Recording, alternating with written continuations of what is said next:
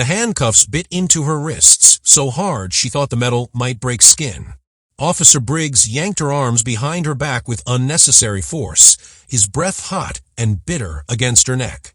"You picked the wrong bank to rob today, sweetheart," he hissed, loud enough for the frozen crowd to hear every word. Maya Washington, 17 years old, honor student, debate team captain, felt the cold marble press against her cheek as he shoved her down. Her school blazer twisted awkwardly. Her backpack spilled open. Textbooks and college application essays scattered across the floor like broken dreams. This wasn't supposed to happen. Not today.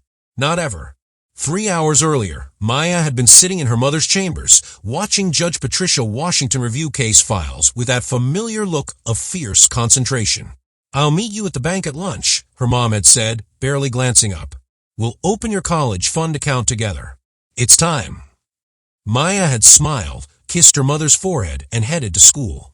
She'd been so excited, so ready for this milestone.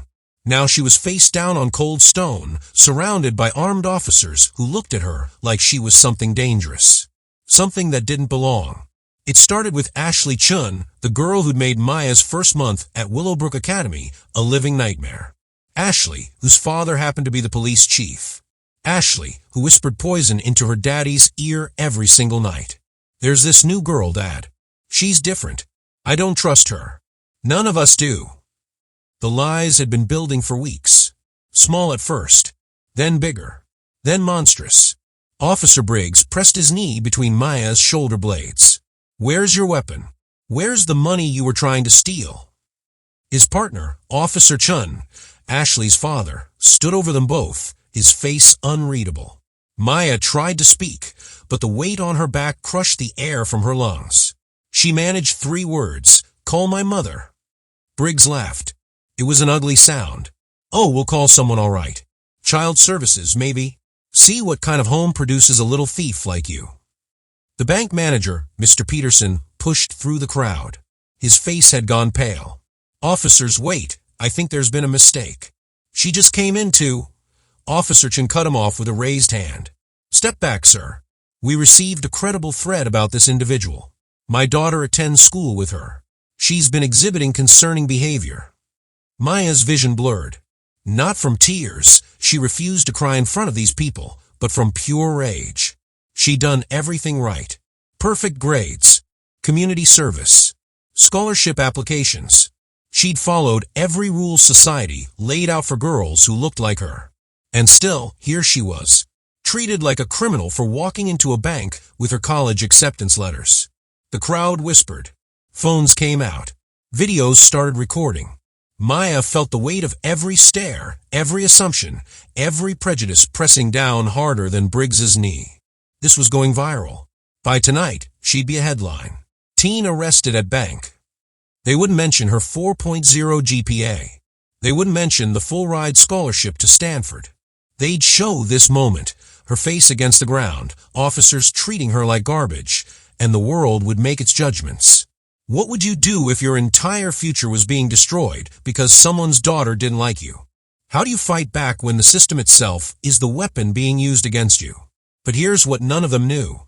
Here's what Officer Briggs would realize too late, his face going white with horror. The woman Maya had asked them to call, her mother, wasn't just any concerned parent. And when Judge Patricia Washington walked through those bank doors in exactly 11 minutes, everything was about to change in ways these officers couldn't begin to imagine. Would their badges protect them from what was coming? Or had they just made the worst mistake of their entire careers? Ashley Chin stood outside the bank, her phone pressed to her ear, barely containing her smile. "It's done, Madison," she whispered to her best friend. "The cops totally bought it. Maya's probably in handcuffs right now." She'd orchestrated this perfectly. 3 weeks of planting seeds, telling her father that Maya had been acting suspicious at school, that she'd overheard Maya talking about needing money fast, that other students were scared of her. All lies. Beautiful, believable lies. The truth was simpler and more pathetic. Maya had beaten Ashley in the debate finals, in front of the entire school, in front of the Stanford recruiter. Maya, the new girl, the scholarship kid, the one who wasn't supposed to matter, had destroyed Ashley's arguments so thoroughly that the recruiter had asked for Maya's name afterward. That was 3 weeks ago. Ashley had been planning revenge ever since. She'd learned from the best. Her father, Police Chief Richard Chun, had taught her an important lesson over the years. It's not about what's true, sweetheart. It's about what people believe. And people always believe the worst about certain types. He never said it explicitly. He didn't have to. Ashley had watched him work, seeing how he treated different people differently, noticed who got warnings and who got arrests, who got the benefit of the doubt and who got assumed guilty. Inside the bank, Maya's voice cut through the chaos. My name is Maya Washington. My mother is Judge Patricia Washington of the Superior Court. I came here to open a college savings account. That's all. Check my backpack. You'll find acceptance letters, financial aid forms, and a cashier's check for my initial deposit. No weapons. No stolen money. Just a teenage girl trying to do something normal. Officer Briggs hesitated. Just for a second. Something in her voice, the absolute certainty, the lack of fear, made his grip loosen slightly. Officer Chun stepped forward quickly. Don't listen to her, Briggs. They always have a story. They're always innocent. That's what they do. He turned to Maya, his face hard. My daughter warned me about you. Said you've been in trouble since day one. Maya's eyes went cold. Your daughter is a liar. The slap came fast. Officer Chen's hand across her face, snapping her head to the side. The crowd gasped. Phones captured everything. Mr. Peterson shouted, That's assault. You can't, but Chen wasn't listening. He was too deep in now. Too committed. His daughter's word against this girl's. And he'd chosen his side the moment Ashley had planted the first seed of doubt. What Officer Chen didn't know, what Ashley definitely didn't know, was that Judge Washington had cameras installed in her daughter's backpack after a previous incident at school. Hidden legal, continuously recording. Every word, every action, every illegal assault was being documented in crystal clear HD.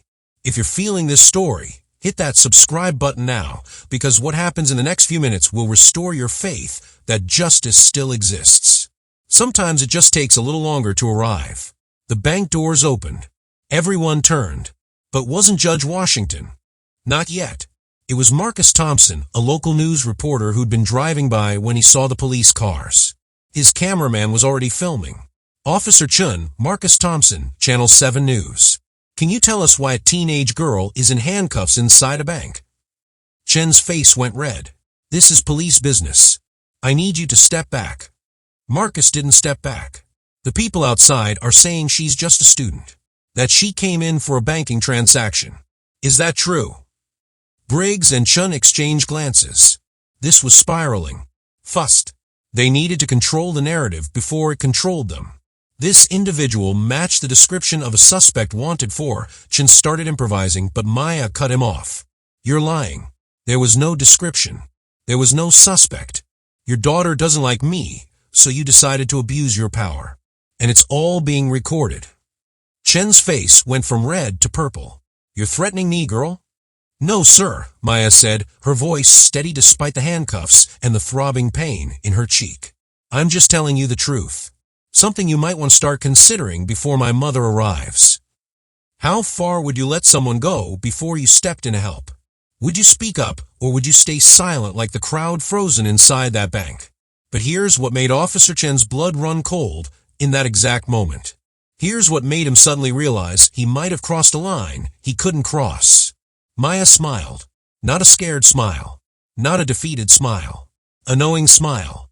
The smile of someone holding cards nobody else could see. And she said 5 words that changed everything. She's parking her car now. Judge Patricia Washington didn't rush. She never rushed.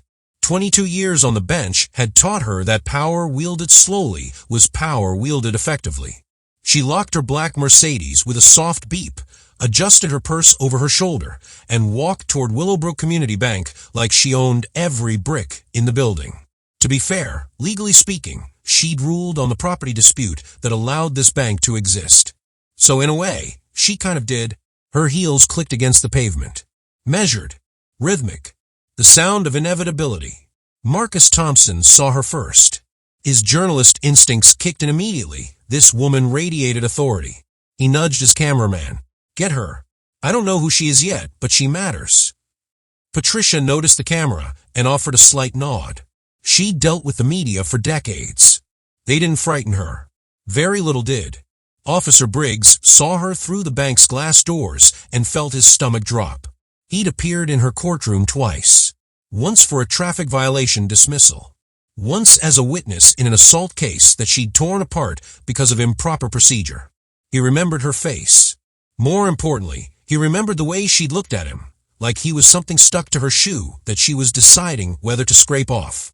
"Chun," Briggs whispered urgently. "We have a problem." Officer Chun was too focused on Maya to listen. "The only problem is this little criminal thinking she can—" "That's Judge Washington," Briggs interrupted, his voice cracking slightly. "Walking through the door right now." Time did something strange then. It stretched out like taffy, making every second feel like an hour. Patricia Washington entered the bank. Her eyes swept the scene in less than 3 seconds, processing everything. Her daughter in handcuffs, the red mark on Maya's face, the scattered contents of her backpack, the crowd of witnesses, the news camera, the 2 officers suddenly looking like children caught stealing cookies. She didn't yell. That would have been beneath her. Instead, she spoke in a voice that could have frozen lava. "Someone please explain why my daughter is restrained." Officer Chun opened his mouth. Nothing came out. His brain was frantically trying to reconcile the situation. His daughter had said Maya was trouble. Had said she was suspicious. Had said, oh God. Had Ashley lied to him? Had he just assaulted a judge's daughter based on a high school drama? Patricia walked forward slowly.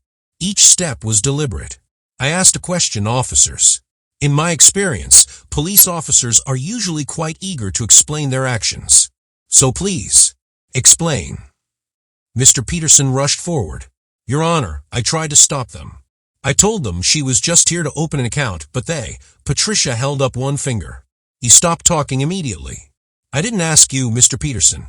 Though I appreciate your attempt to inject sanity into whatever circus this has become. I asked these officers." Briggs found his voice first.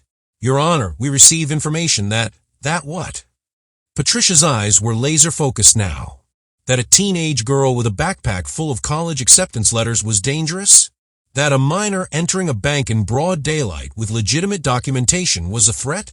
That my daughter, who I dropped off at school this morning with explicit instructions to meet me here at noon for a planned banking appointment, was somehow a criminal? What would you say if you were Officer Chun right now? How do you explain that you believed your daughter's lies over basic common sense? Drop your thoughts in the comments. Chun finally managed to speak.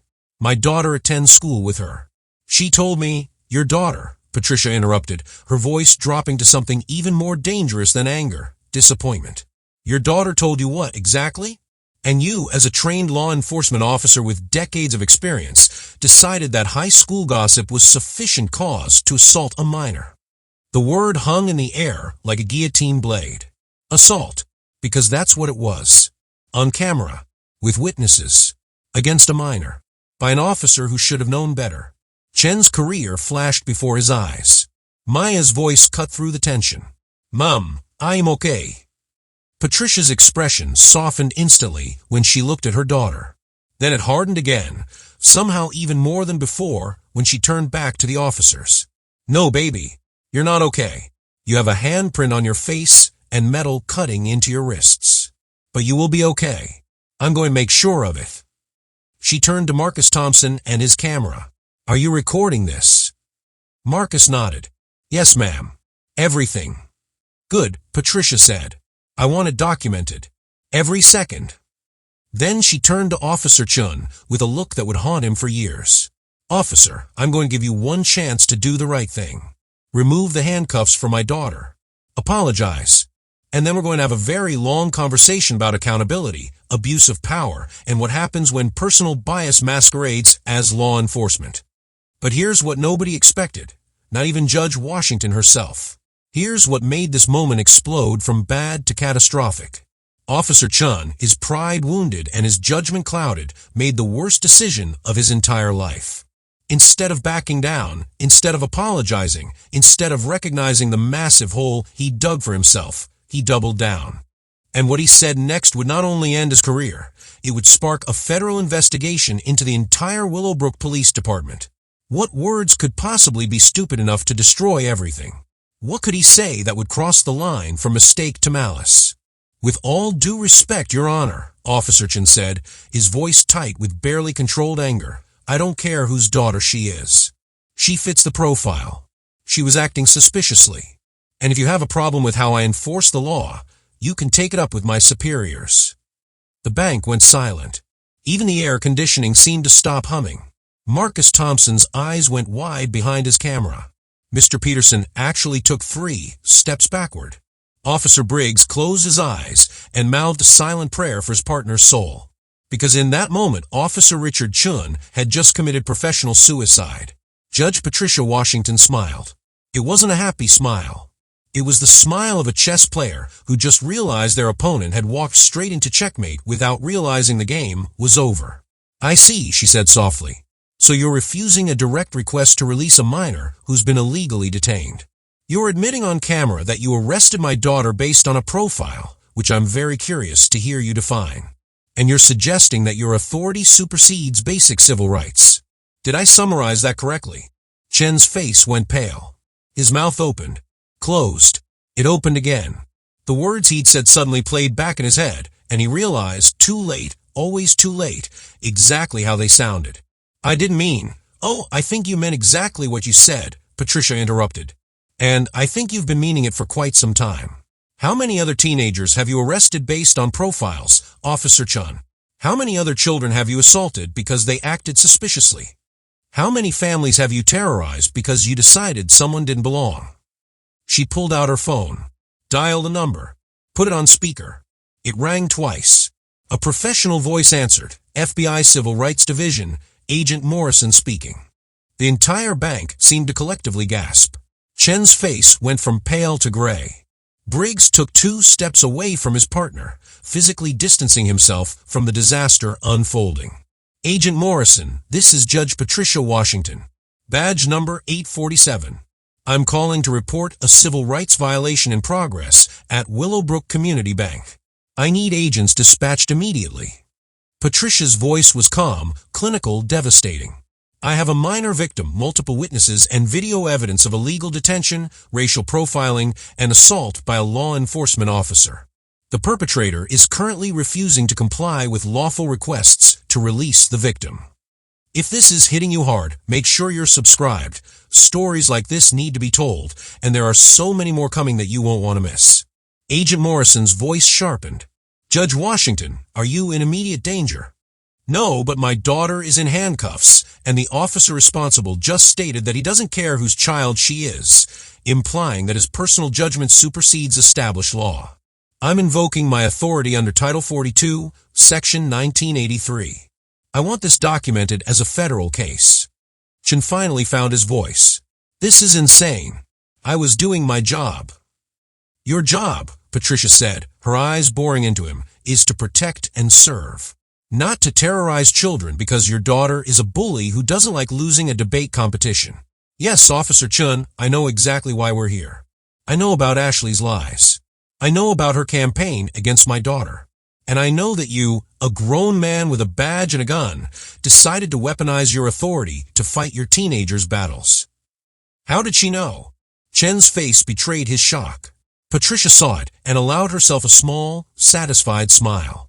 "You're wondering how I know. It's simple. I'm a judge. I investigate. I will prepare.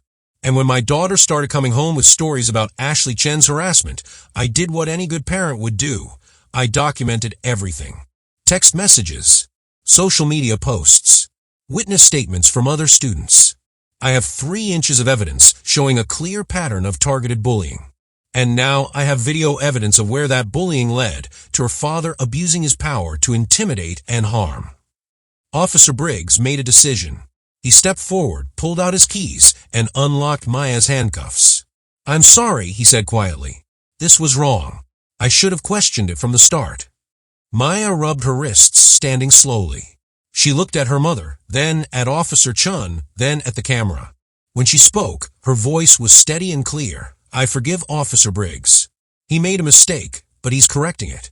But you, Officer Chun, you knew this was wrong from the beginning. You just didn't care. Because to you, I'm not a person. I'm a profile. I'm a problem. I'm something to be controlled and removed. The bank doors burst open again. 3 people in FBI windbreakers entered, their badges already out.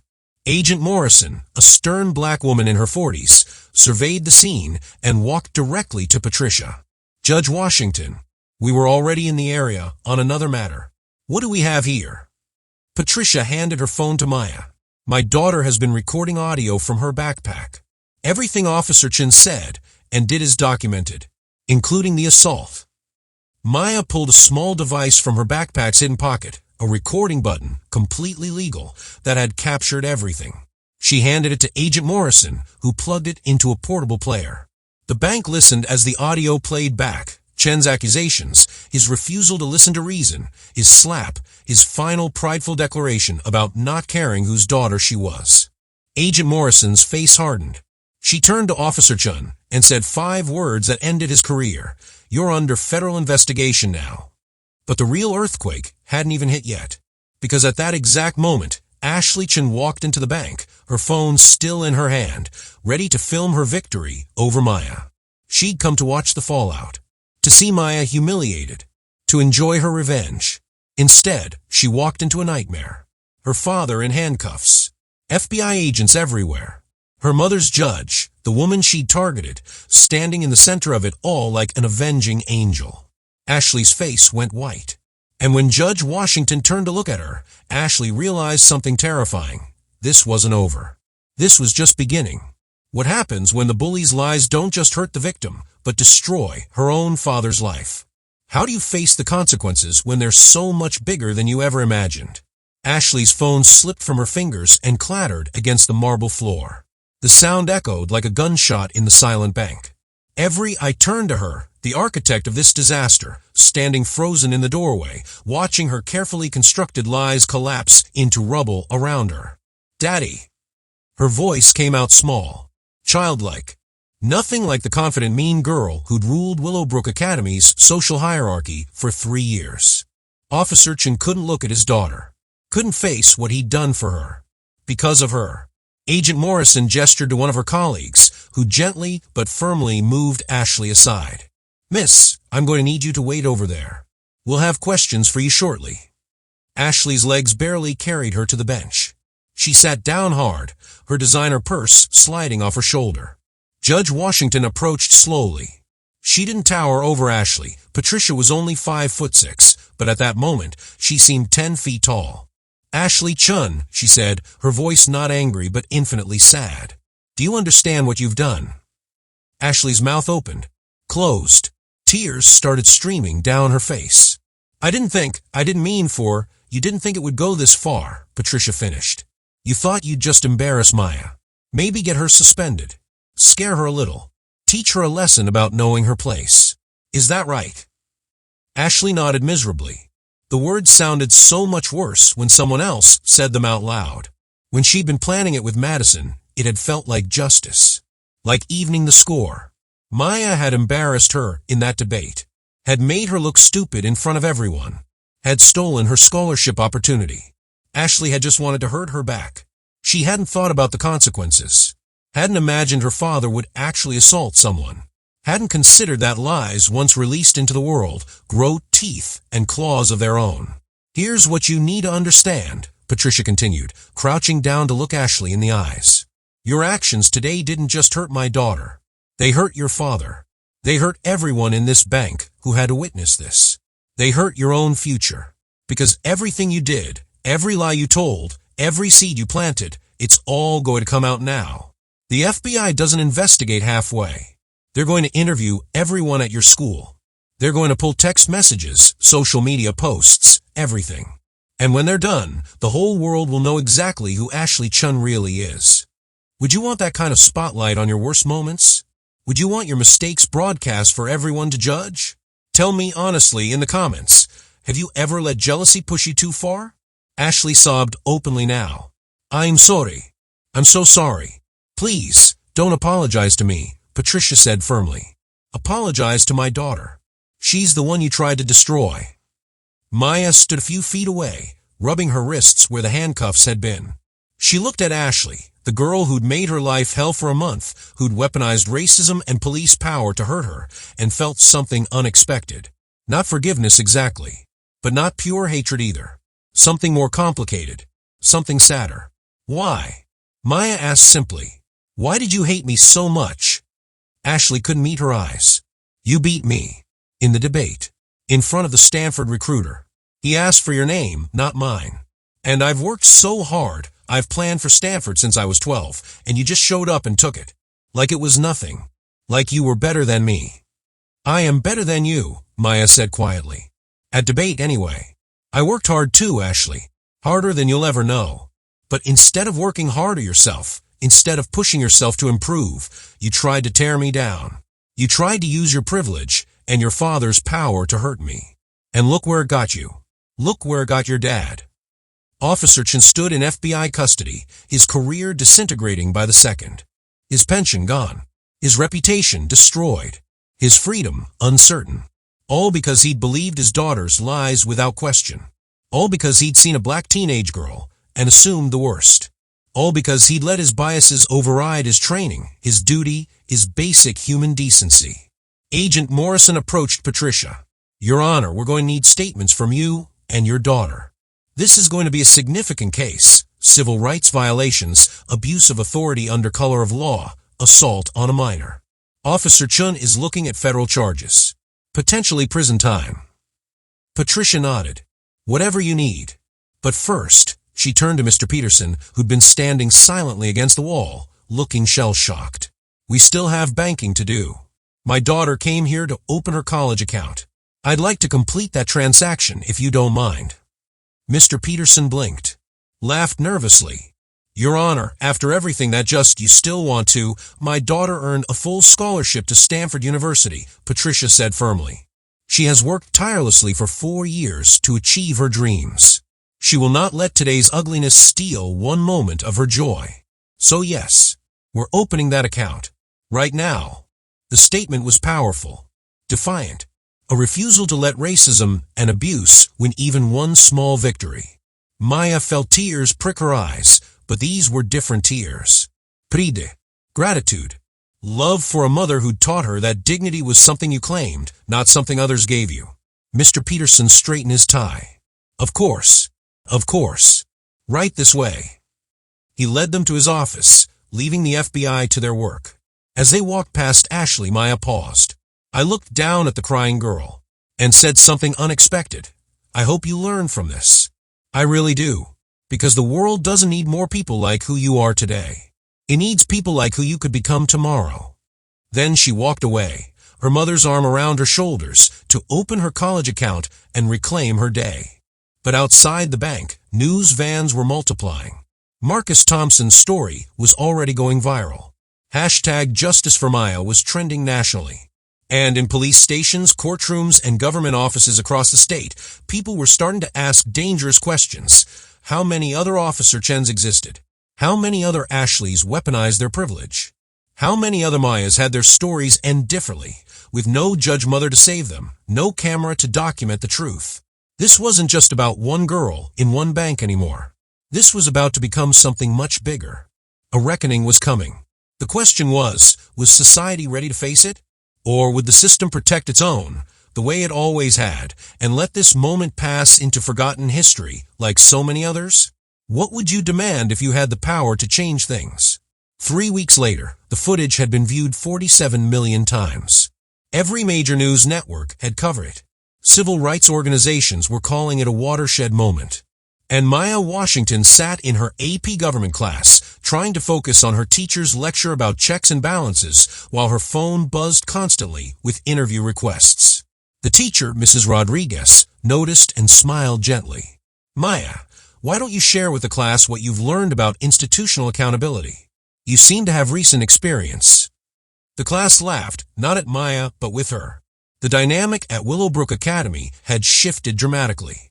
Students who'd ignored her before now nodded respectfully in the halls. Teachers treated her with a careful admiration. And Ashley Chen's former friend group had scattered like roaches when the lights came on. Ashley herself was gone, transferred to another school across town. Her father's trial was scheduled for next month, federal charges that carried serious prison time. The Willowbrook Police Department was under consent decree, subject to federal oversight and mandatory civil rights training. The chief of police was forced to resign. 3 other officers were suspended pending investigation into their own patterns of discriminatory behavior. Maya stood, gathering her thoughts. I learned that the system only works when people make it work. When there's accountability. When there are consequences. My mom always told me that justice delayed is justice denied, and I used to think that was just something lawyers said. But I get it now.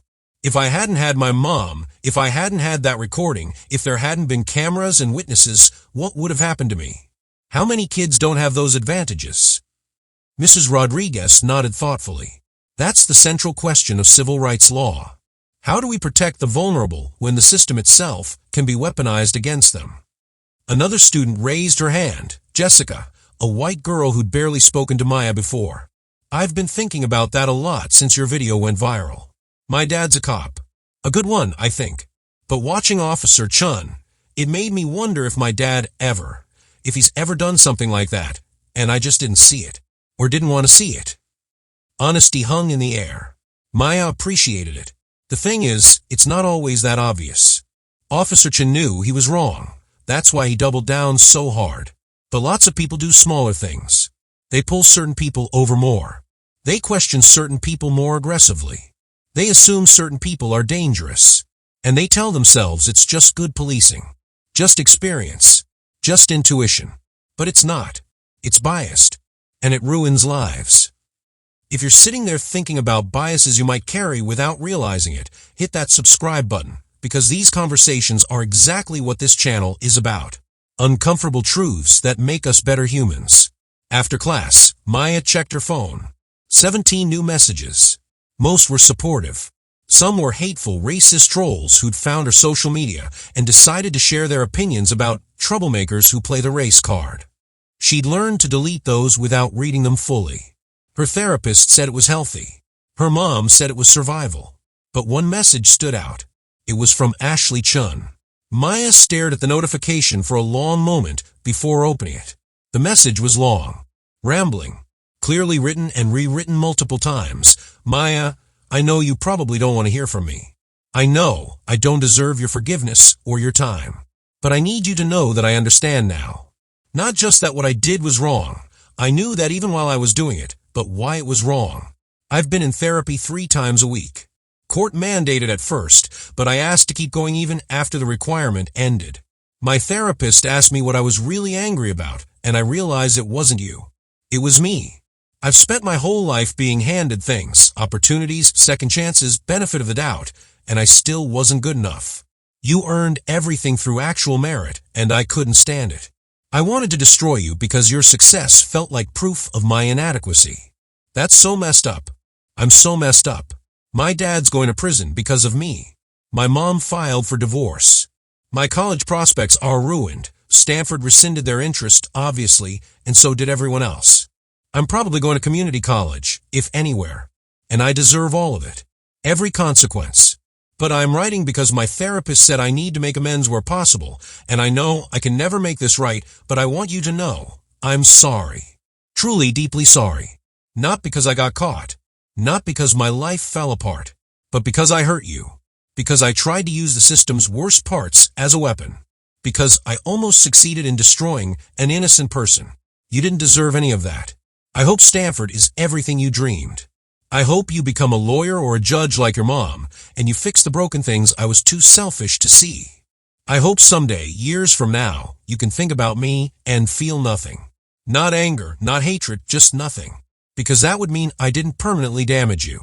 That would mean you healed. I am sorry, Maya, for whatever that's worth. Ashley. Maya read it twice. Then a third time. She showed it to her mom that evening over dinner.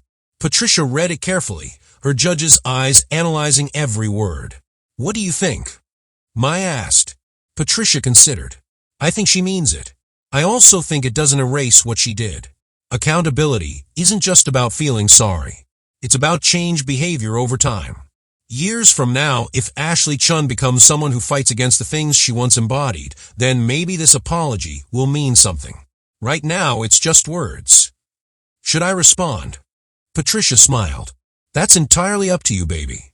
You don't owe her anything. Not forgiveness, not acknowledgement, not absolution. If responding helps you heal, then respond. If ignoring it helps you heal, then ignore it. Your healing is what matters. Maya thought about it. Finally typed, I got your message. I'm not ready to forgive you yet. Maybe someday.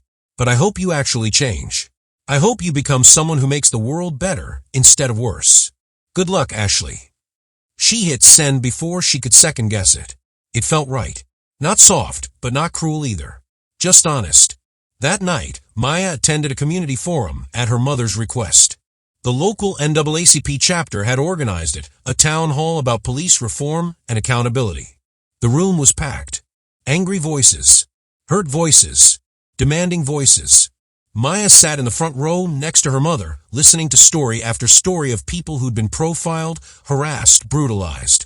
People who hadn't had a judge mother, who hadn't had video evidence, who hadn't had happy endings. A woman named Sharon stood up, tears streaming down her face. My son was shot 3 years ago, 15 years old. The officer said he thought my baby's phone was a gun. No camera. No witnesses willing to testify.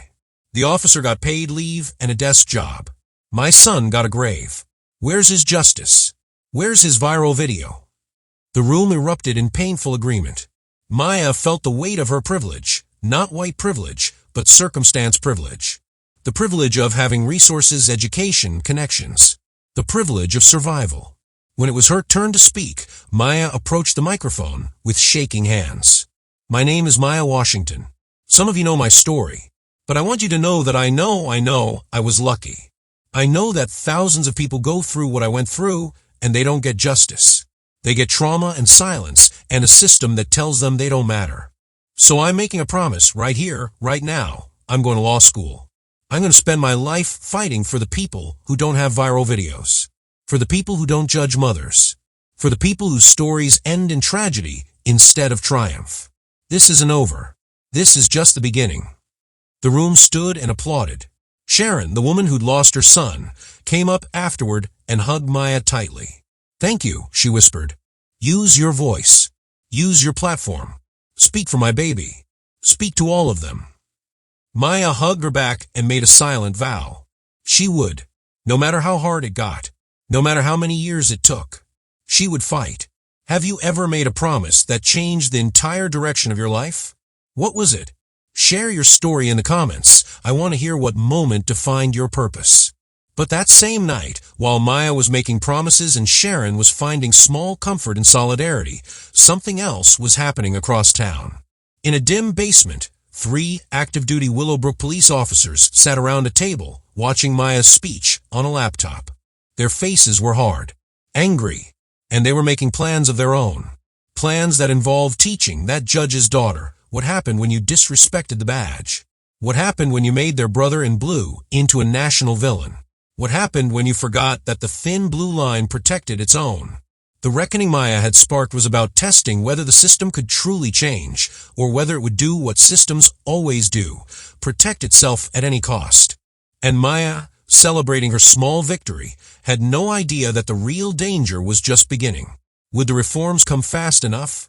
Would justice prevail before vengeance struck? Could one teenage girl really take on an entire system built to resist change? The threatening email arrived at 2:47 a.m. Judge Patricia Washington's phone buzzed on her nightstand, and she woke instantly, the way parents of teenagers do, always half alert for emergencies. She picked it up expecting maybe a late-night text from Maya about finishing homework. Instead, she saw a message from an anonymous account with a subject line that made her blood run cold. You should have stayed quiet. The body of the email contained a single image, Maya walking out of Willowbrook Academy, clearly taken that afternoon. Someone had drawn a red X over her face. Below it, one line, judges can't protect their daughters 24/7. Patricia was out of bed instantly, her hand already dialing. The phone rang twice. FBI Duty Officer Martinez. This is Judge Patricia Washington. Badge 847. I need to report a credible threat against my minor daughter. I'm sending an image to your secure email right now." 15 minutes later, 2 FBI agents were parked outside their house. 30 minutes after that, Agent Morrison herself arrived, grim-faced and carrying a laptop. "We're taking this very seriously, Your Honor. This IP address is masked, but we're working on it. In the meantime, I'm assigning protective details for both you and Maya." Patricia's hands were steady as she poured coffee, but inside she was screaming. This was exactly what she'd feared. That going public, demanding accountability, pursuing justice, it would paint a target on her daughter's back. The system didn't just defend itself with lawyers and bureaucracy. Sometimes it defended itself with violence. Maya came downstairs, drawn by the voices. She saw the agents and immediately understood. "Someone threatened me." It wasn't a question. Patricia nodded. "We're handling it." "How many?" Maya asked quietly. "How many threatening messages?" Agent Morrison pulled up a file on her laptop. "Since your case went viral 3 weeks ago, your mother's office has received 247 threatening communications. Most were screened and deemed non-credible. Angry people venting online. But this one," she turned the laptop around, showing the image with Maya's face X'd out, "this one was sent from a location within 3 miles of your home. And the photo was taken with a high-quality camera, not a phone. Whoever sent this was prepared. Professional." Maya sat down slowly. The reality of what she'd stepped into was crystallizing. She'd thought the hard part was over. Officer Chin was facing charges. The department was under investigation. Reforms were being discussed. She'd thought she'd won. But systems didn't surrender that easily. They fought back. Sometimes with policies and procedural delays. Sometimes with intimidation and fear. And sometimes the thought made her stomach clench, sometimes worse. Subscribe now if you haven't already, because Maya's fight is about to show you how dangerous telling the truth can be, and why we need to support people who do it anyway. At school the next day, 2 plainclothes FBI agents shadowed Maya from a distance. She noticed them trying to blend in, one pretending to be a substitute teacher, another posing as a maintenance worker. It would have been funny if it weren't so terrifying. Her classmates noticed too. Whispers followed her through the halls. Not mean whispers, for once. Worried whispers. Protective whispers. Jessica from AP Government caught up with her at lunch. "Hey, I heard about the threat. My dad, he's organizing something with the good cops. Cops who think what happened to you is wrong. They're planning to show up at your mom's courthouse tomorrow. In uniform. To show support." Maya felt unexpected tears prick her eyes. "Your dad would do that?" Jessica nodded. "He said Officer Chin made them all look bad. Made people forget that most cops really do want to help. He said if standing with your family helps rebuild that trust, then it's the least he can do. Plus," she smiled slightly, "he said your speech at the town hall made him cry. He made me watch it like 4 times. The gesture was small in the grand scheme of things. A few good cops showing support couldn't erase decades of systemic problems. But it mattered. It was a crack in the wall.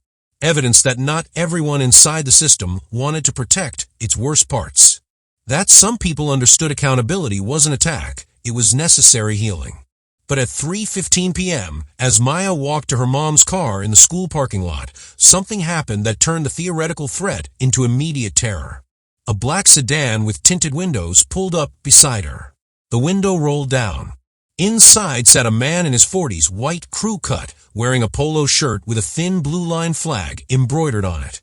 He looked directly at Maya and said, "Your mother should remember that judges aren't the only ones who know where people live. Back off, or the next photo won't just have an X on it." Then he drove away. Maya stood frozen. Her FBI detail came running. They'd been 20 feet behind, and 20 feet was too far. "Did you see the license plate?" one agent demanded. Maya shook her head. She'd been too shocked to notice.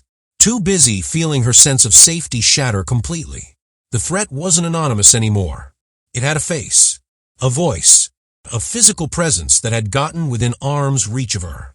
That evening, Patricia sat with Maya in their living room. FBI agents posted at every entrance and made a decision she'd been avoiding. "We can stop," she said quietly. "I can request recusal from any cases involving the police department. We can decline interviews. Let the story fade. If keeping you safe means backing down, then that's what I'll do. Maya looked at her mother, this strong, fearless woman who'd never backed down from anything, and saw real fear in her eyes. Fear for her daughter, the most powerful motivation in the world. And Maya realized the people threatening them knew that. Knew that the fastest way to silence a judge wasn't to threaten the judge, it was to threaten her child.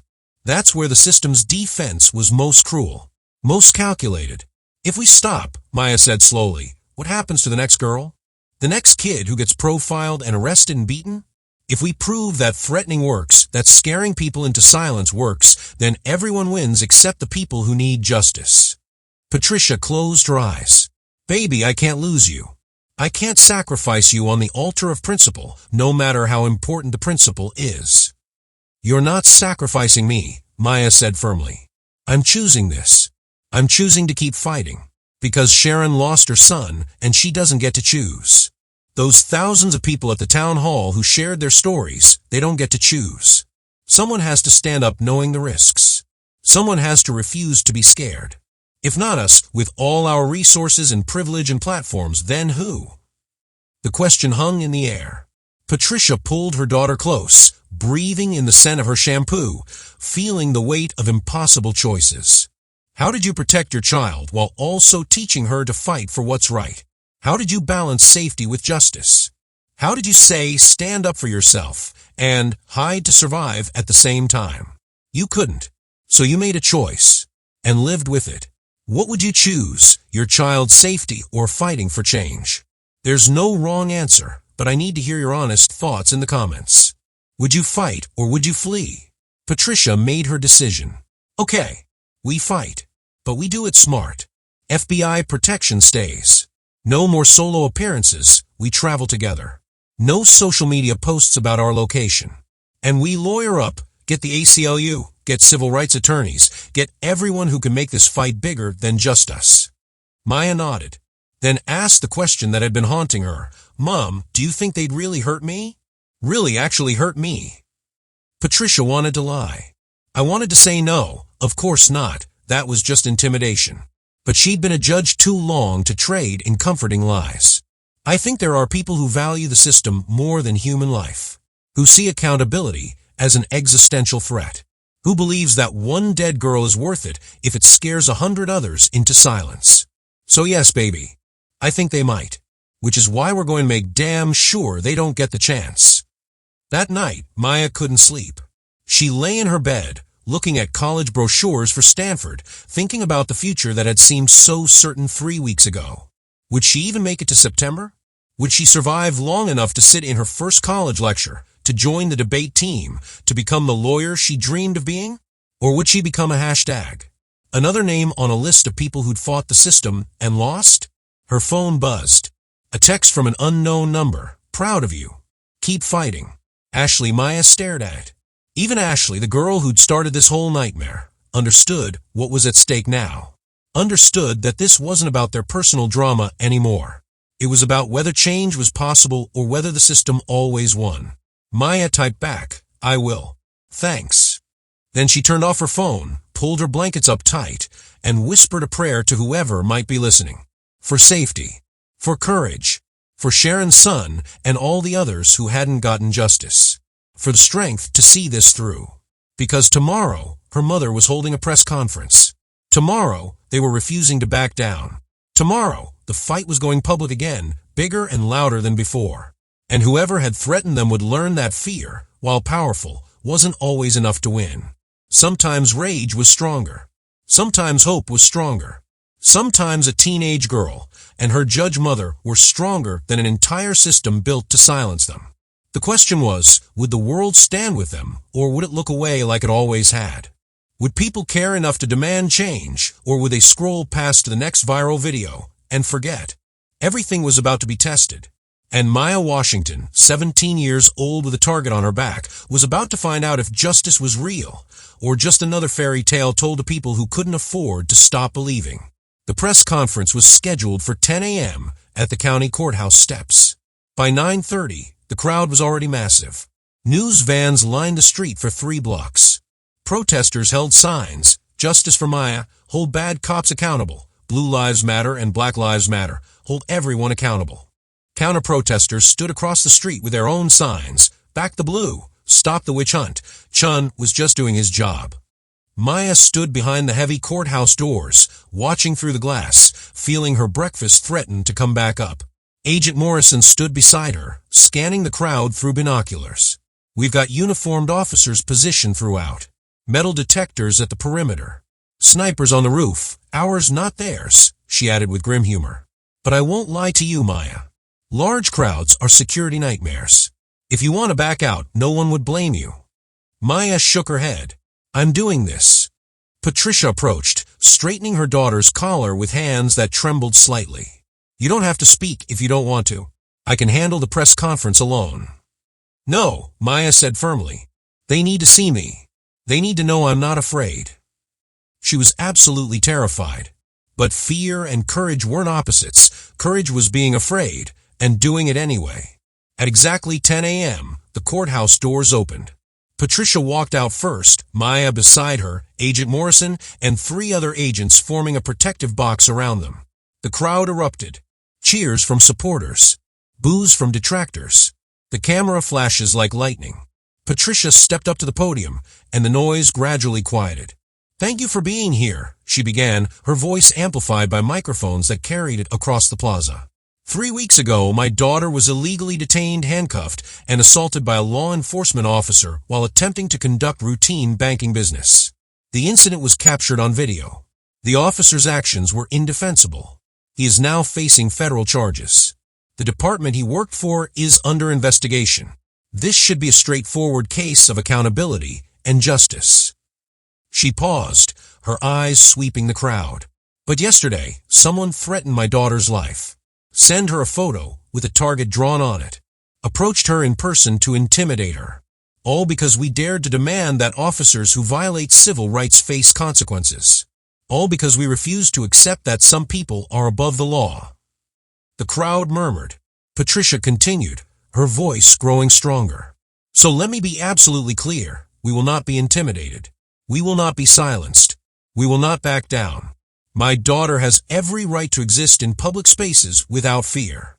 She has every right to pursue education, open bank accounts, and live her life without being profiled as a criminal.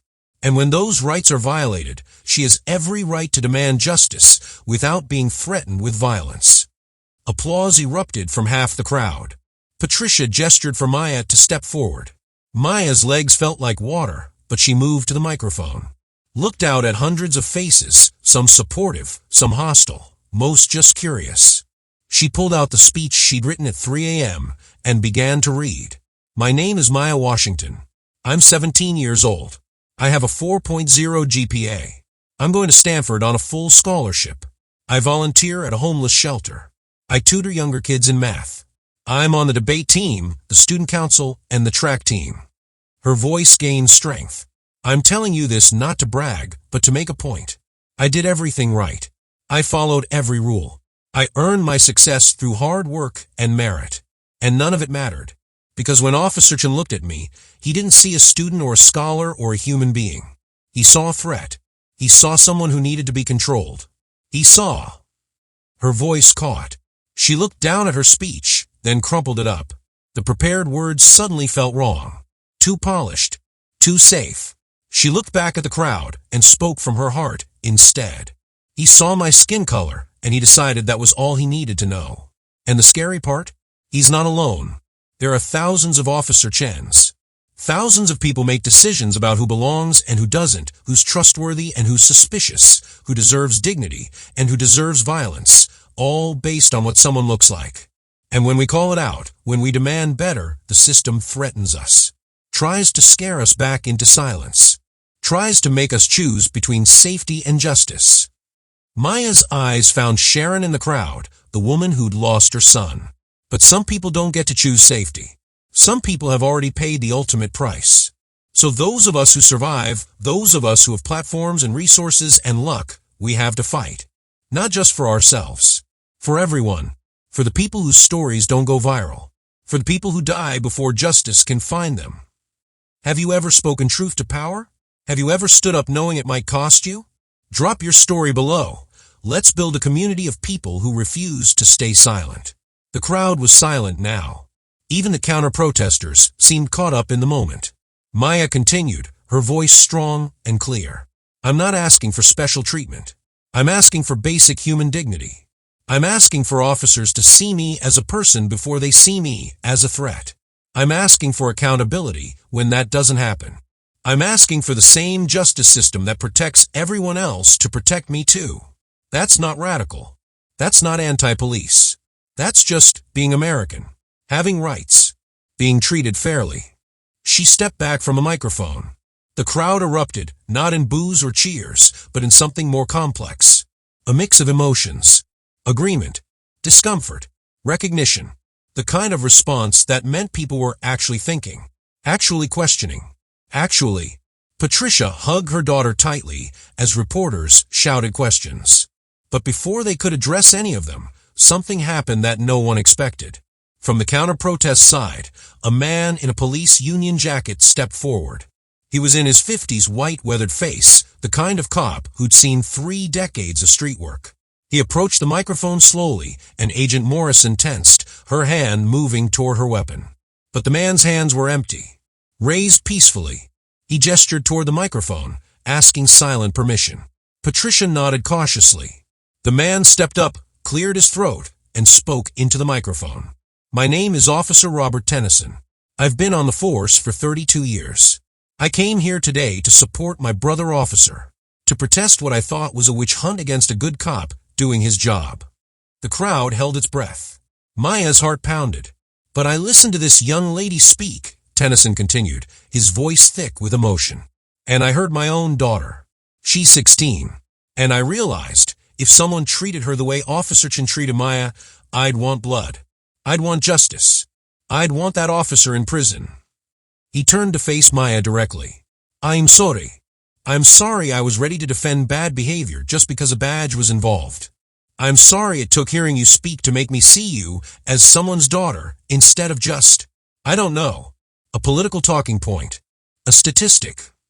Tennyson looked back at the crowd, specifically at his fellow counter-protesters. We can back the blue and hold bad cops accountable. Those things aren't opposites. Good cops should want bad cops gone. They make all of us look like monsters. Chen assaulted a teenage girl. On camera. There's no defending that. And if we try, we deserve every bit of mistrust we get. He stepped back from the microphone. Several of his fellow counter-protesters looked angry. But others, more than Patricia would have expected, were nodding, thinking, reconsidering. One by one, a dozen officers from the counter-protest side crossed the plaza. They didn't join the main protest exactly, but they formed a line between the two groups. A buffer. A statement that said, we're complex. We don't fit into easy categories. We can support police and support accountability. We can honor the badge and condemn those who dishonor it. The moment was powerful. Healing even. A tiny crack in the us versus them narrative that made progress impossible. Patricia squeezed Maya's hand. Maybe, just maybe, real change was actually possible. Maybe enough people were willing to do the uncomfortable work of examining their biases, questioning their assumptions, demanding better from institutions they'd always trusted blindly. But then, at the edge of a crowd, someone moved. Fussed.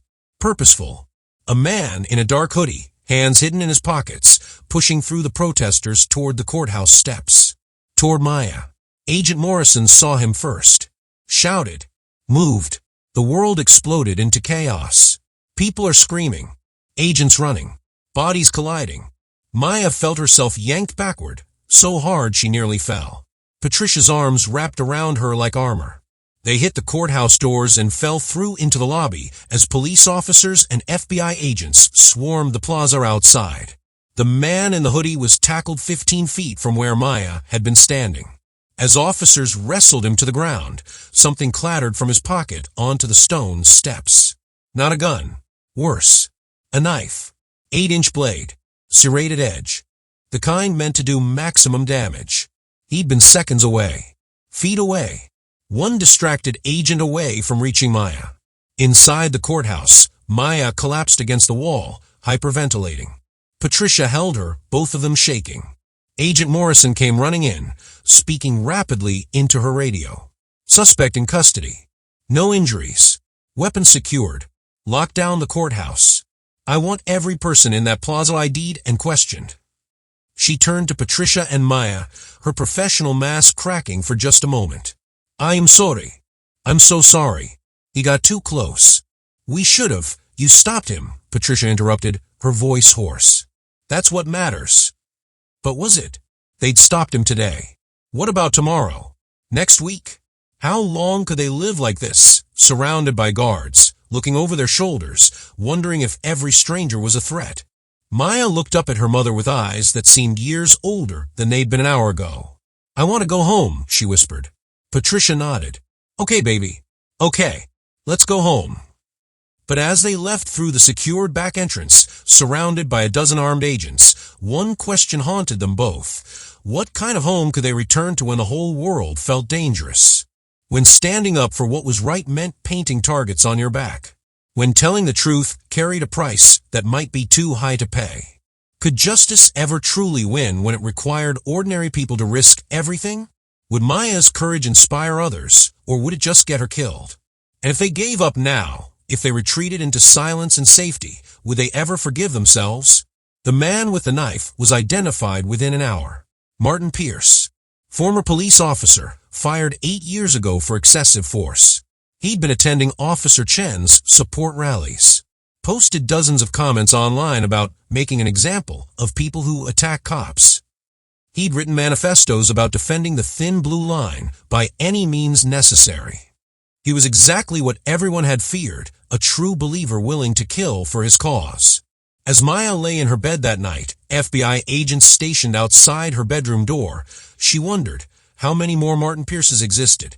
How many people saw her as an enemy instead of a teenage girl just trying to live? How many others were planning what Martin had attempted? The threats were real. The danger was real. And suddenly, Stanford and debate championships and college dreams felt very far away. Survival felt a lot more immediate, a lot more uncertain. What you do when doing the right thing might cost you everything. When justice isn't just hard, it's potentially deadly. Maya Washington was about to find out. And so was the country watching her story unfold. 2 months after the courthouse attack, Maya sat in a television studio in New York City, preparing for her first national interview. The attack had somehow made her story even bigger. Now, she wasn't just a victim of police misconduct, she was a survivor of attempted murder. A symbol, a rallying cry, and she was exhausted. 5 minutes, Miss Washington, a production assistant said cheerfully. Maya nodded, adjusting her blazer. Beside her, Patricia squeezed her hand. You don't have to do this, she reminded her daughter for the 100th time. We can still cancel. I know, Maya said, but I want to. One more time. One last interview. Then I'm done. I'm going to be a normal teenager for the summer before Stanford. No more cameras. No more causes. Just normal. Patricia understood. The weight of being a symbol was crushing. Maya had carried it for 2 months, speaking at rallies, meeting with legislators, consulting with civil rights organizations. She'd testified before Congress. She'd met with the Attorney General. She'd become the face of a movement she'd never asked to lead. And she was 17. She should have been worrying about prom and finals, not death threats and federal policy. The interview was with Sandra Morrison, a respected journalist known for tough but fair questions. She started gently, rehashing the bank incident, the viral video, the attack. Then she leaned forward and asked the question Maya had been dreading. Maya, Martin Pierce is now in custody, awaiting trial. Officer Chun is facing federal prison time. The Willowbrook Police Department has implemented new training protocols.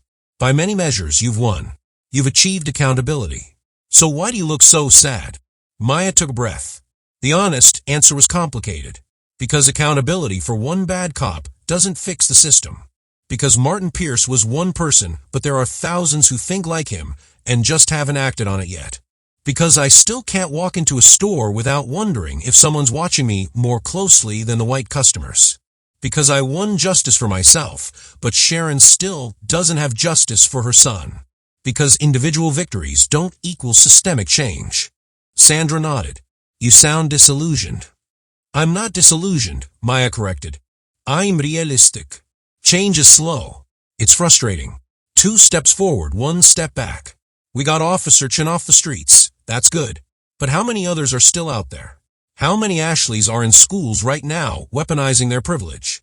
How many systems are still protecting the wrong people? I've learned that winning one battle doesn't mean winning the war. It just means you get to fight another day. The interview continued, but that exchange, that moment of raw honesty, was what went viral. Young activists quoted it. Journalists dissected it. Because Maya had said what many felt but couldn't articulate, that justice was exhausting. That fighting the good fight was important but draining. That you could be right and still be tired. If you've been fighting your own battles, big or small, and you're tired, I see you. Hit subscribe so we can keep telling these stories, because knowing you're not alone makes the fight a little easier. After the interview, Maya and Patricia took a walk through Central Park. The FBI agents followed at a discreet distance. The protection detail was being reduced gradually as threats decreased, but they weren't gone entirely. "Mom," Maya said as they sat on a bench near the lake, "do you think it was worth it? All of this. The threats, the fear, the stress. Did we actually accomplish anything meaningful?" Patricia was quiet for a long moment. "I think we proved that accountability is possible. That even powerful systems can be held responsible when people are brave enough to demand it. That might not seem like much, but it's everything. Because every other officer out there now knows the world is watching. Cameras are everywhere. Actions have consequences. That won't stop all bad behavior, but it might stop some. And some are more than 0. Maya leaned against her mother's shoulder. "I just want to be a kid again." "I know, baby. And you will be. This summer, you're going to sleep late and binge Netflix and hang out with friends and be beautifully, perfectly normal. You've earned it." That night, Maya's phone buzzed. Another message from Ashley Chun. "I saw your interview. You were amazing. I start community service tomorrow, 100 hours, working with the organization that supports families of police violence. Court mandated, but I'm actually glad. I think it's what I need. Thank you for not giving up on the world being better. Even when it hurts you, you're stronger than I'll ever be." Maya smiled slightly. Ashley was changing. Slowly. Imperfectly. But changing. Maybe that was the real victory. Not the policies or the court cases, but the individual hearts and minds that shifted. The people who reconsidered their assumptions. The people who chose differently because they'd been forced to confront uncomfortable truths. 3 weeks later, Maya walked across the stage at Willowbrook Academy's graduation.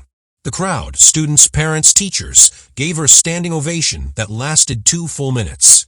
She clutched her diploma and felt tears streaming down her face. Not tears of sadness. Tears of relief. She'd made it. She'd survived. She was moving forward. In the audience, Patricia watched her daughter graduate and felt a complex mix of emotions. Pride. Grief for the innocence lost. Hope for the future. Fear for what challenges still lay ahead. Gratitude that they'd come through it together. That evening, there was a small party at their house. Just close friends and family. Maya laughed at her uncle's terrible jokes. "I ate too much cake." Open presents. For 3 hours, she was just a high school graduate celebrating with people she loved. No cameras. No speeches. No simbas. Just Maya. But before bed, she opened her laptop one last time. Checked her email. Found a message from Sharon, the woman who'd lost her son. The subject line simply said, "Thank you." Maya opened it with shaking hands. "Dear Maya, I wanted you to know that because of your case, because of the attention it brought, the officer who shot my son is finally being investigated again. New evidence has come to light. The case is being reopened. I might actually get justice for my baby after 3 years of nothing. I know you're tired. I know you've sacrificed so much. But please know, you didn't just fight for yourself. You fought for all of us. You gave us hope that the system can work. That our children's lives matter. That truth can win. My son's name was Marcus. He loved basketball and math. He wanted to be an engineer. He was 15 years old, and he should still be here. But because of you, his name might finally mean something more than just another statistic. Because of you, the officer who took him from me might face consequences. Because of you, I can breathe a little easier. Thank you, Maya. Thank you for being brave when it was terrifying. Thank you for standing up when it would have been easier to hide. Thank you for fighting even when the cost was so high. You gave me my voice back. You gave Marcus justice. You gave us all hope. With love and gratitude, Sharon. Maya read the email 3 times, tears blurring the words. Then she closed her laptop, walked to her mother's room, and crawled into bed beside her like she was 5 years old again. Patricia wrapped her arms around her daughter and held her while she cried. Not sad tears. Not scared tears. Healing tears. The kind that came when you realized that all the pain, all the fear, all the exhaustion, it had mattered. It meant something. It had changed something. What cause would you endure that much for? What injustice would push you to fight even when it hurts? I want to hear your answer. Drop it in the comments, and let's talk about what we're willing to stand up for. The next morning, Maya woke up and made a decision. She wrote a blog post, her first and last, she promised herself, titled, What I Learned from Fighting the System. It went viral within hours.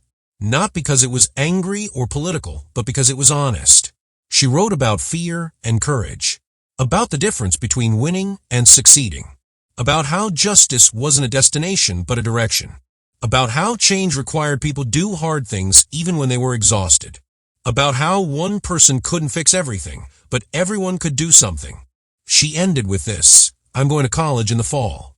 I'm going to study law. Someday, I'm going to be a judge like my mother. And I'm going to spend my life trying to make the system work the way it's supposed to, with justice, accountability, and dignity for everyone. That's my promise. That's my purpose.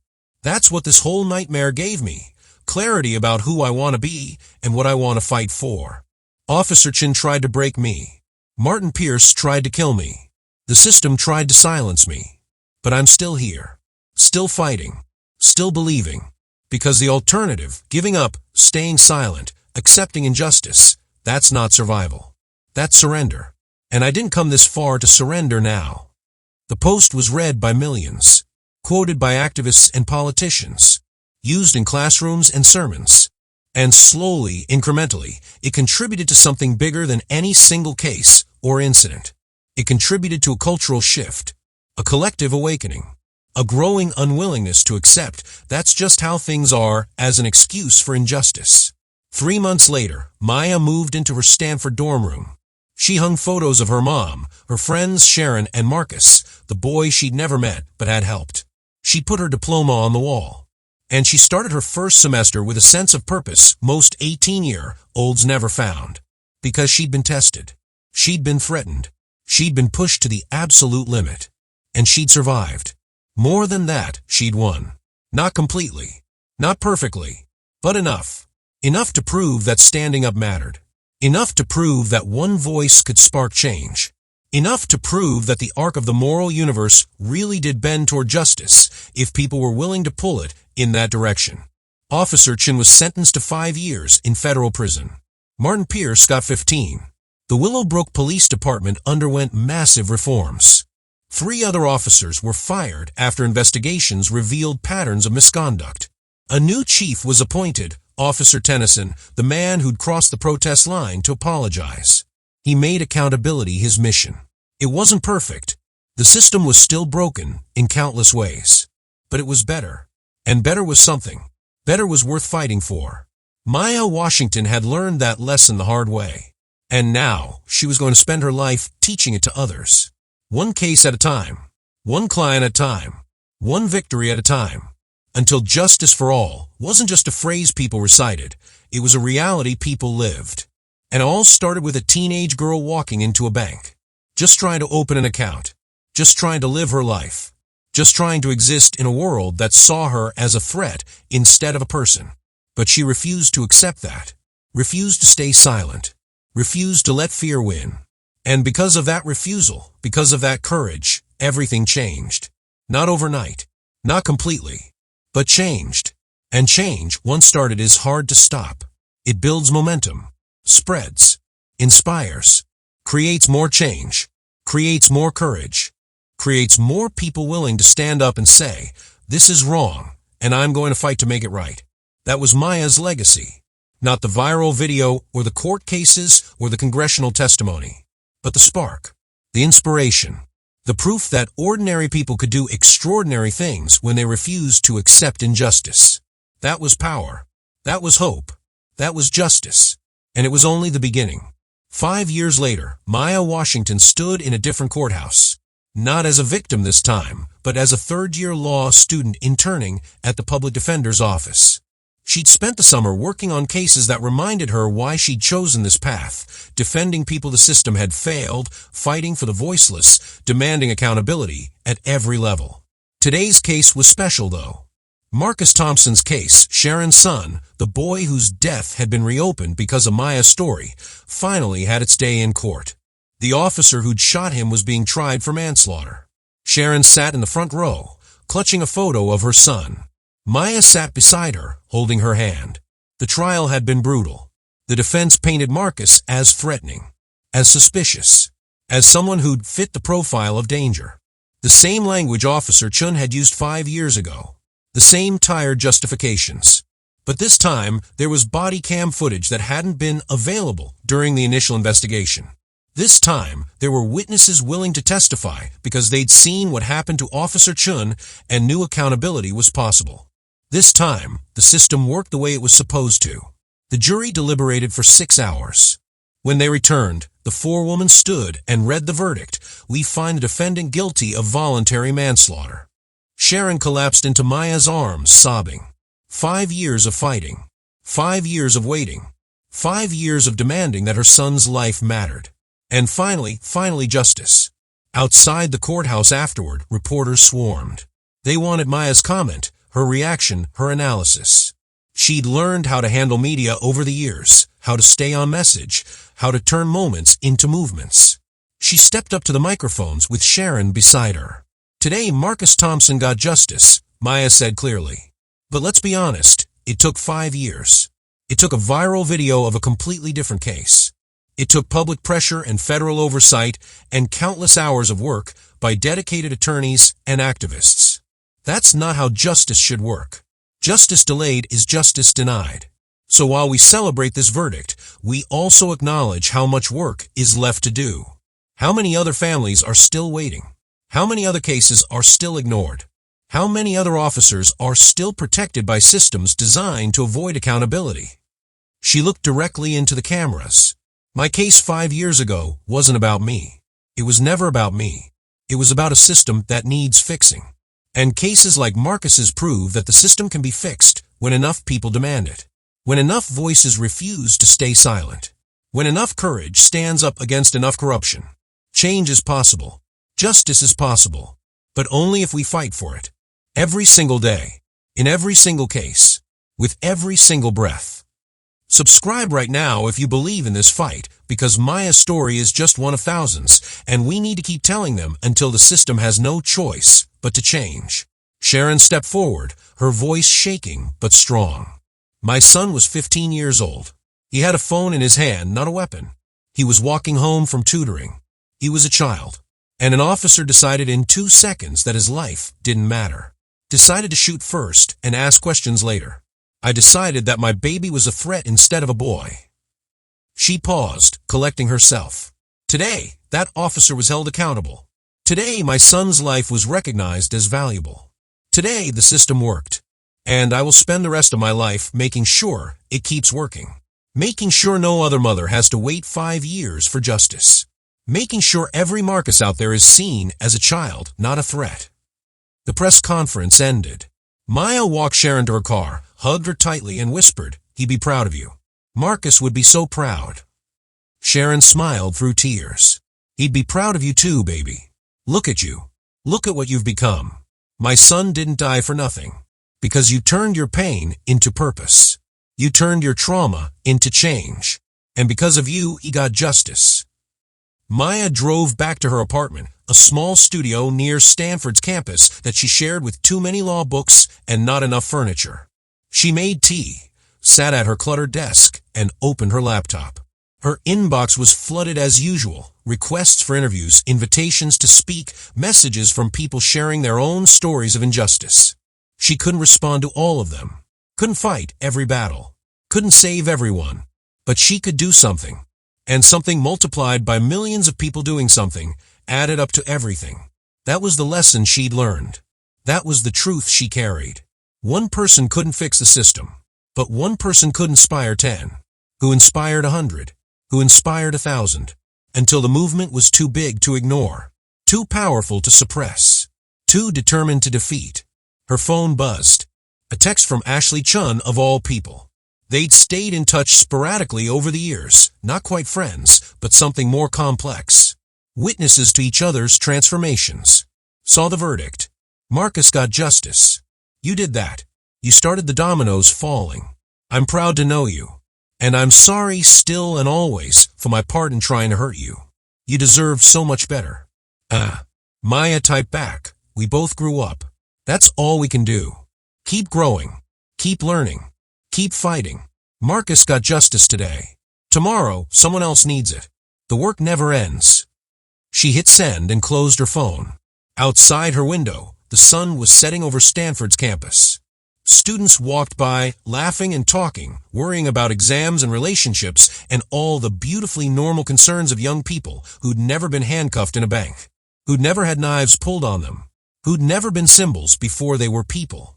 Maya envied them sometimes. The innocence, the simplicity. But she also knew she wouldn't trade her path for anything, because she'd learned truths most people never faced. She'd discovered strength she didn't know she possessed. She'd changed things. Really actually changed things. And that mattered more than comfort or ease or a simple life. Her mother called. Baby, I saw the verdict. How are you feeling? Tired, Maya admitted. But good. Really good. Sharon finally has closure. Marcus's name will mean something now.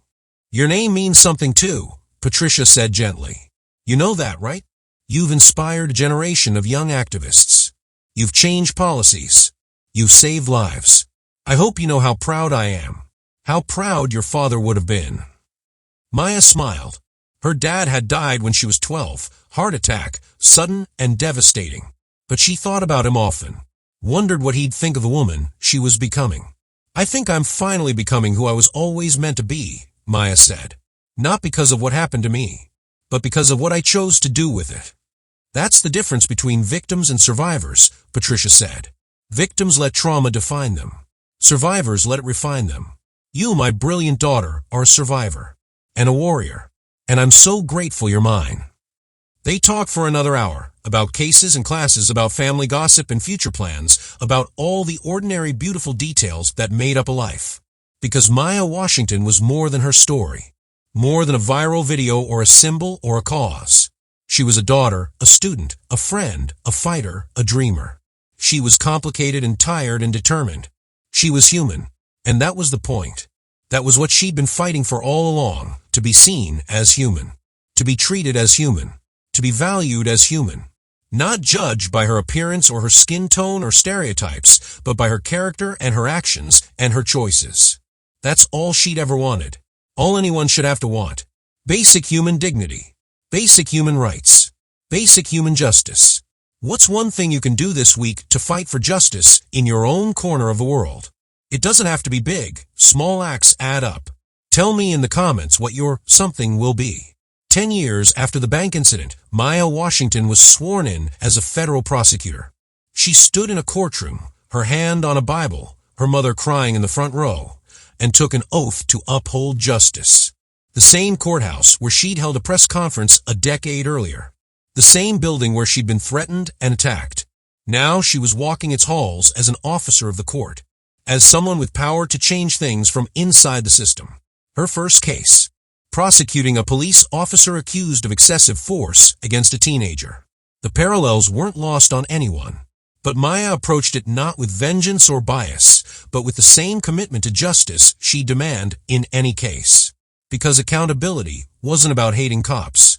It was about holding everyone to the same standards. Good cops had nothing to fear from accountability. Bad cops had everything to fear. And that's exactly how it should be. The trial lasted 3 weeks. The evidence was clear. The officer was convicted. Another family got justice. Another bad actor was removed from a position of power. Another crack appeared in the wall of systemic impunity. It wasn't the end. It was never the end. But it was progress.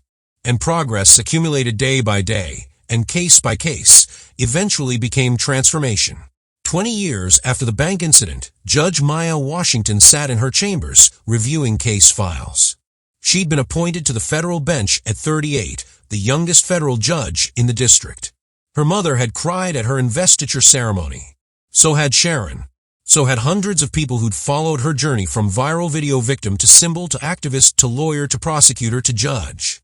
A law clerk knocked on her door. "Your Honor, there's a young woman here to see you. She says it's important." Maya looked up. "Does she have an appointment?" "No, Your Honor. But she says her name is Crystal Davis.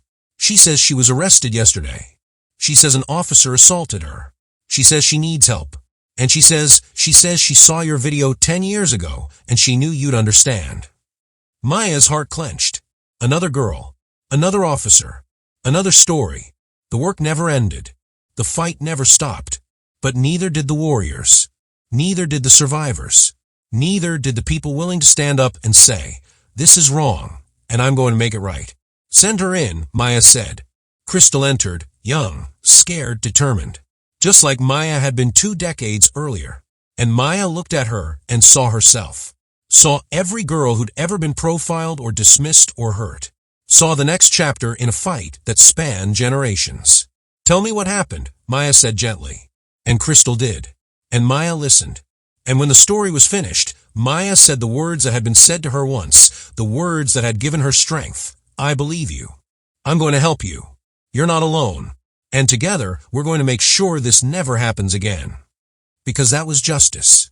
Not a single verdict or single case, but a commitment. A promise passed from survivor to survivor, warrior to warrior, generation to generation. A promise that said, "I will fight. I will stand. I will not let them win. I will make sure your story matters. I will make sure your life has value. I will make sure the system works the way it's supposed to, with justice for all. Not someday. Not eventually. Now. Today. At this moment. With this case. For this person. That was justice. That was hope. That was love. That was Maya Washington's legacy. And it would outlive her. Would continue long after she was gone. Because she'd proven something essential. That one person, standing up in one moment, could change everything. Could inspire thousands. Could shift culture. Could bend the arc of the moral universe a little closer to justice. All it took was courage. All it took was refusing to stay silent. All it took was believing that change was possible and fighting for it even when the cost was high. Maya had paid that cost. She'd carried that weight. And she'd turned it into something beautiful. Something powerful. Something lasting. She looked at Crystal and smiled. "Let's get to work." And they did. Because the fight never ended. But neither did the fighters. And as long as there were people willing to stand up, willing to speak out, willing to demand better, justice would always have a chance. The system would always face accountability. And people like Officer Chun and Martin Pierce and every other person who weaponized power against the vulnerable would always, eventually, face consequences. That was Maya's promise. That was her purpose. That was her life. And she'd lived it fully, fiercely, fearlessly. From a scared teenage girl handcuffed on a bank floor to a federal judge changing the system from within. From victim to survivor to warrior to leader. From one moment of injustice to a lifetime of fighting for justice. That was the power of standing up. That was the power of refusing to be silenced. That was the power of one voice saying no more and inspiring millions to say it with her. That was Maya Washington. That was her story. And it was far from over. Because stories like this don't end. They echo. They inspire. They transform. They become the foundation for the next generation's fight. And the next. And the next. Until one day, maybe not in her lifetime, but someday, justice wouldn't be something people had to fight for. It would be something everyone simply had. As a right. As a guarantee. As the basic foundation of a society that finally lived up to its promises. That was the dream. That was the goal. That was worth every ounce of pain, fear, and sacrifice. And Maya Washington, looking at Crystal Davis and seeing herself 20 years earlier, knew she'd do it all again. Every moment, every battle, every risk, because that's what warriors do. They fight, they stand, they refuse to surrender, and they win. Not always immediately, not always completely, But eventually, inevitably, they win. Because justice, once awakened, is impossible to silence. And Maya Washington had spent her life waking it up. If this story moved you, if it made you think, if it made you want to do something, anything, to make the world a little more just, then share it. Talk about it. Let it inspire you to stand up in your own life, in your own way, for your own causes. Because we all have a Maya Washington moment. A moment where we can stay silent or speak up. Where we can accept injustice or fight it. Where we can be bystanders or warriors. Choose to be a warrior. Always choose to fight. Always choose justice. The world needs you.